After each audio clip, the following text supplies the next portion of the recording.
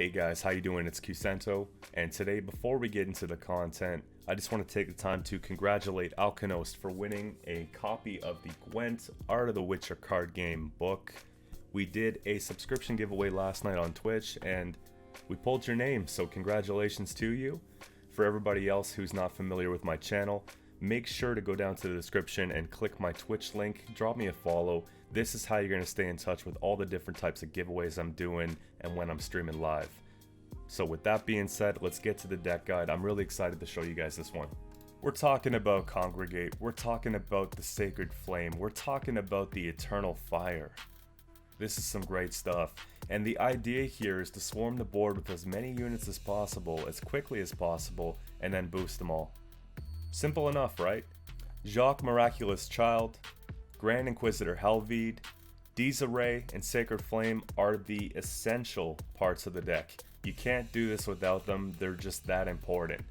Jacques adds 3 cards to the game, it gets a really big swing on short round, it's a great finisher for last round, and an engine to pump your coins into, because you'll notice, unlike most Syndicate decks, there's not a lot of spenders in this one. Grand Inquisitor Helvede is so important because for a small fee you can just spam the row with tokens. This is great on short round, it's great as a finisher, and you definitely have to have it. So it's definitely worth the craft of 800 scraps in this case. Disarray is one of my favorite cards for Syndicate because it's an echo card for 1. You have the ability to damage an enemy by 3, and then you can boost all allied fire swarms by 1. However, if it's a death blow, you're boosting all allies instead. So you get this card for 2 rounds, you get to make really good value for only 9 provisions, and you really want to focus on that death blow if you have other cards on the playing field. And lastly, Sacred Flame. They all worship the Sacred Flame, and it's for a good reason, because on deploy, you get to spawn a Fireswarm Zealot on both sides of the card. In order, you get to boost all allied Fireswarm units by 1. So this is an amazing 3rd round finisher in combination with Disarray. So let's get into some games. And I want to show you guys exactly how powerful this deck is. It's tons of fun to play, new player or even experienced vet in the game. It's a simple principle. Here we go. So normally I try to mulligan away one of the Intimidate cards so we could pull it with Justice. I would say that one in this case. Want a bit more tempo than that, so we'll just put away one of the Prophet cards. There we are.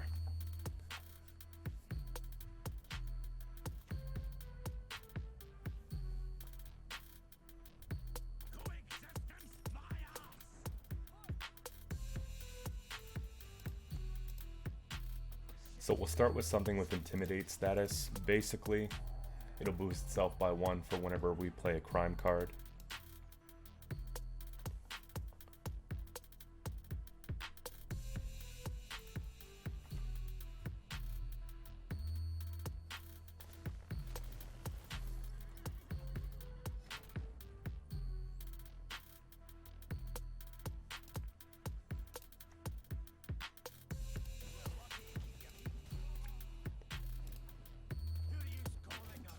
Since the deck surrounds crime cards, I want to have at least 1 Intimidate unit on the board, therefore we're able to get this added engine benefit, and then we'll look at spawning additional units and perhaps playing the first Fallen Knight.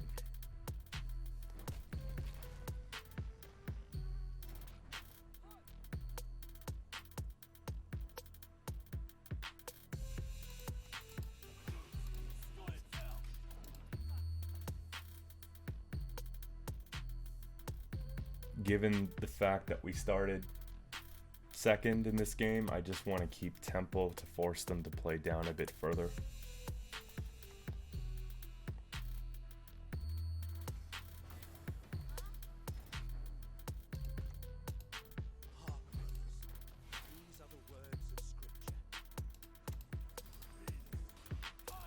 I like this one here, the Cleric of the Flaming Rose.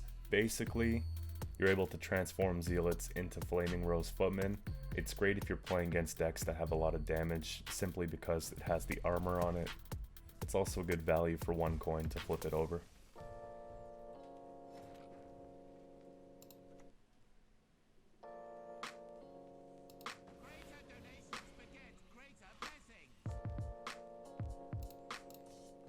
And we could just use the leader charge to take round by 1, force them to play another card if they want to win.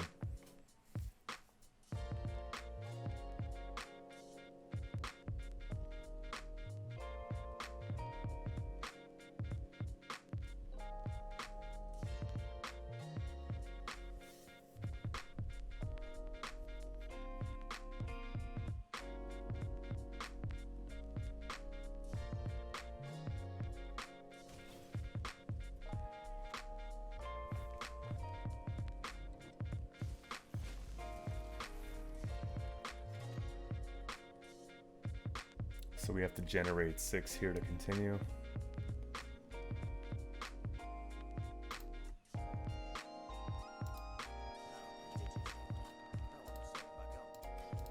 I'm baiting them into a pass simply because I could pretty well play anything and take round.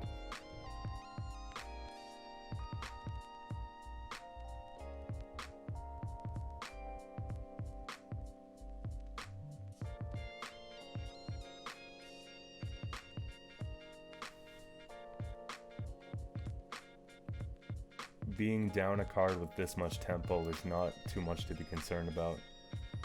And this is why they're swinging with all the big guns right now. So 14 to 30, we would have to come out with.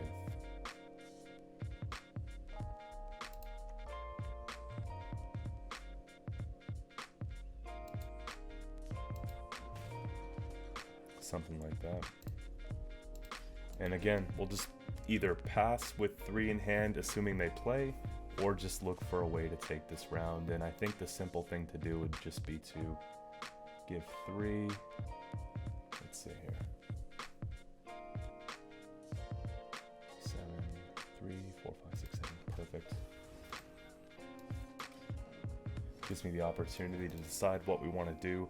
It's an echo card, so it comes back next round, and we have really big swings here for the push if we decide we want to do that.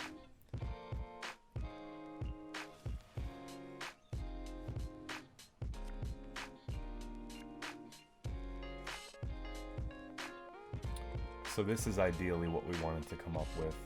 Ulrich with the Fallen Knight. We have Jacques.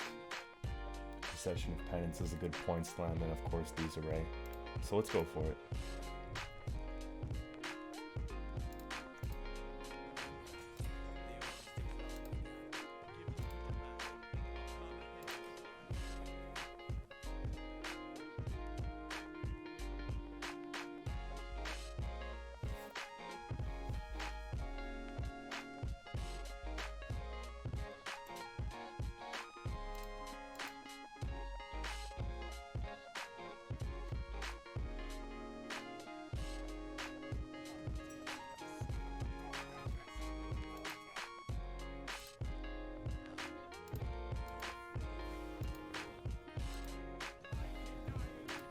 And you can see with a couple leader charges, we get a quick 20 points, and now they have to sort of play pretty deep in order to beat us in this one here.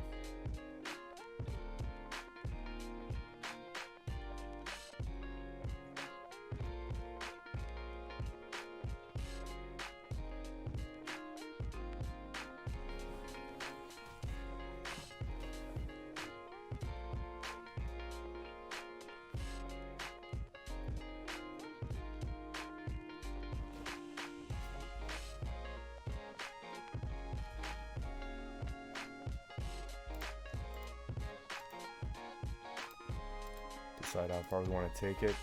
I feel like some commitments were made. We might do better in long round.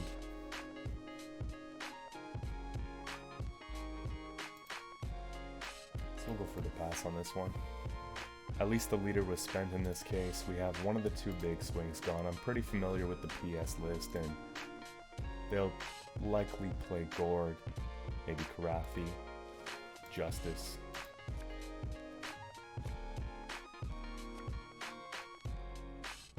So we have to high roll into the Inquisitor. Like I said, it's essential that we have it. Inquisitor and Sacred Flame would be ideal.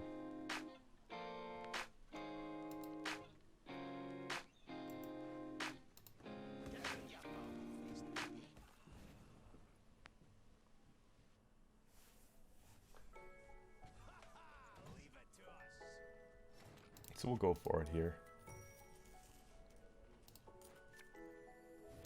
Had to make a choice, so we'll go with this one. And like I said, it's powerful, guys. Like, look at that. Quick 13-point spread.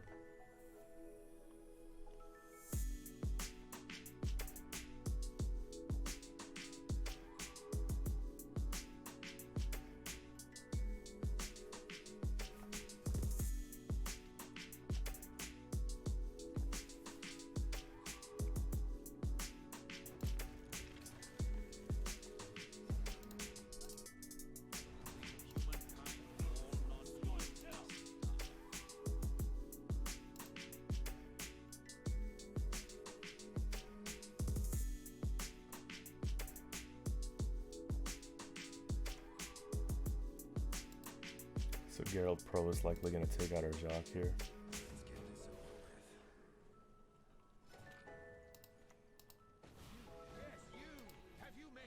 And we stay steady filling the board, which is nice. I don't want to go too tall, so I'm going to save Procession, but we'll see what else we can do here. Probably use something like that.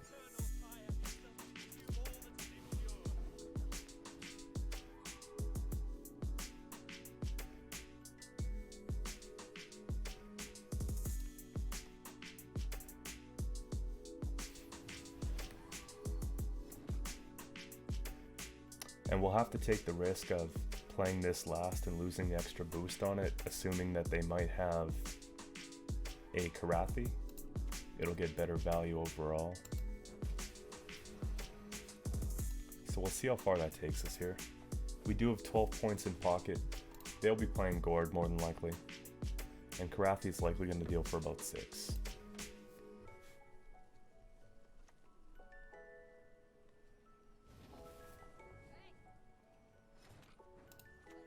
And just put that right there. I think that's going to be enough to take this one, guys.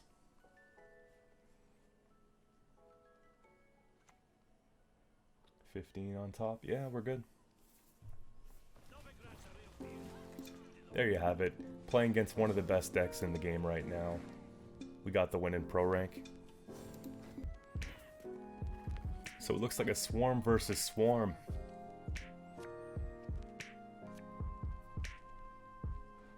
Here we go for game 2. I'm excited.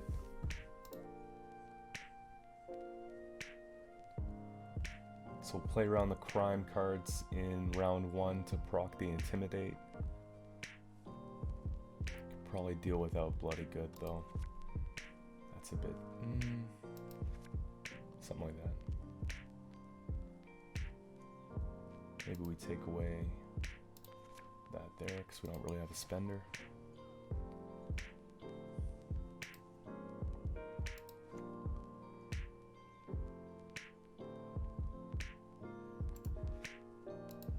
We'll take this one by force.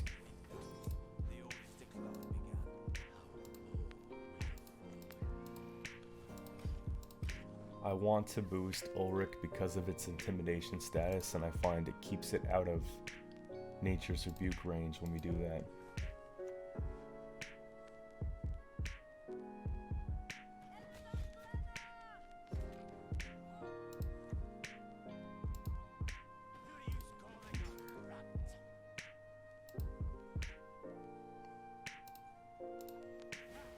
Just gonna boost it up a little bit so it stays looking proper, and if they have a second one of these, I want to make sure it survives.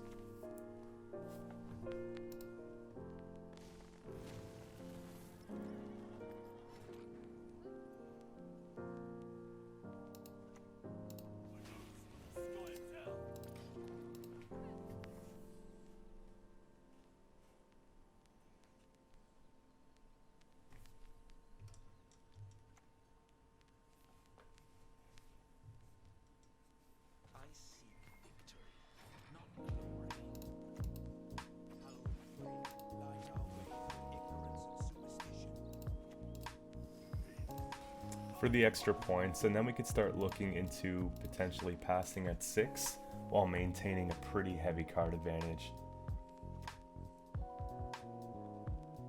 Just based on tempo alone.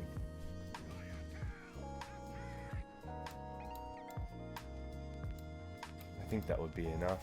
They'd have to play something pretty large and then maybe use a couple. There's that too.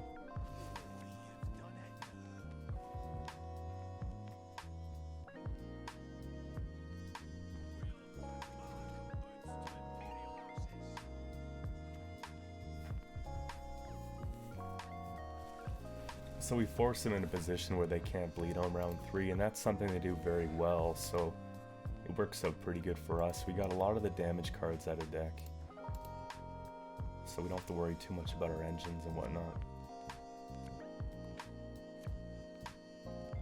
Sacred Flame and Disarray is a good combination. If I have a throw card, I'm probably going to put down Mutant's Maker. We're missing a couple important parts, but we have ways to sort of tutor them, so ideally it'd be nice to get Furco for Novigradian Justice, Inquisitor out from either Vivaldi or just from the XCOM. I say we hold this hand, see where it takes us.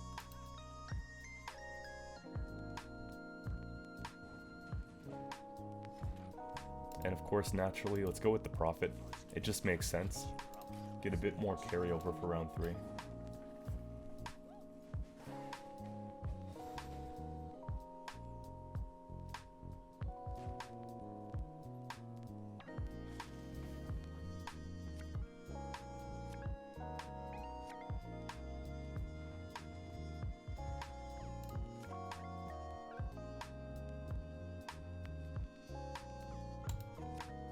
There we go. So with Vivaldi Bank, we could reach into a couple different things here.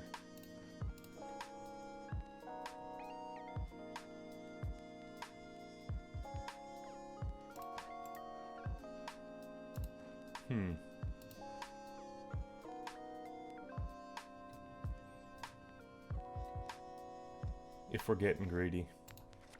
There we go. Beautiful.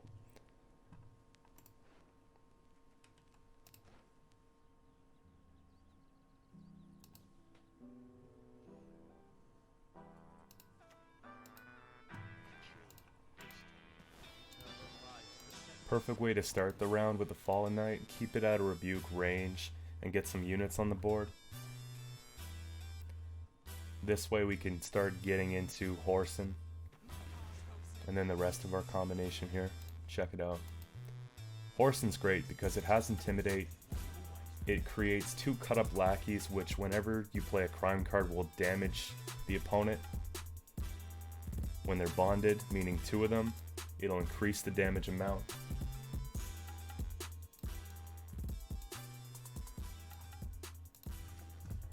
So now we have lots of Intimidate procs. There's actually 4 of them on the board right now. Was 4 of them.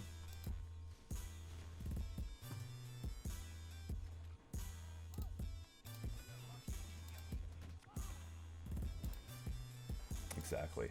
We replace it with another one here. And now we could start getting things together. Jacques comes down next.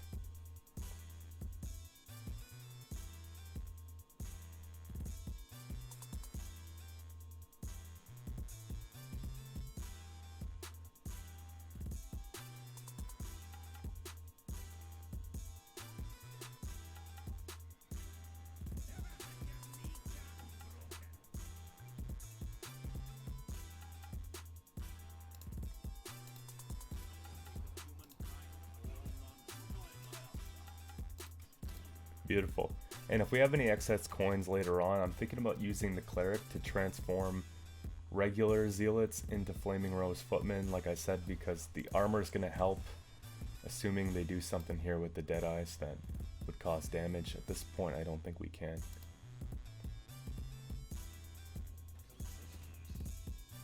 Okay. For a bit more tempo, let's just banish that here. And fill the board a bit more. I was really hoping we can pull into Inquisitor, because you guys saw in the last game how important it was.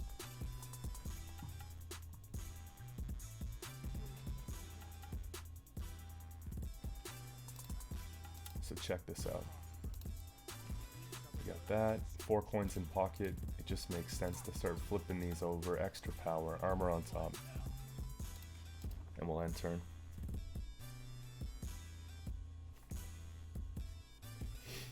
Hopefully Vivaldi's our answer.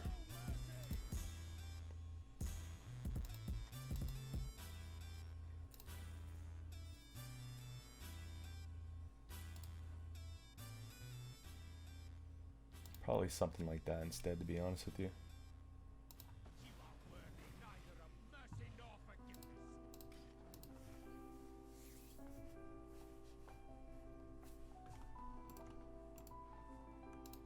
Geralt hits home on the 20. So now we gotta think on our feet. Sacred Flame will go down now. Of course, transform the 2 because we can.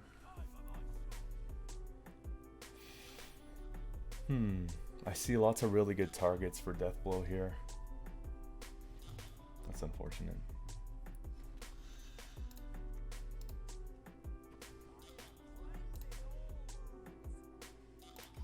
Definitely puts us in a tight situation. Swarm versus Swarm.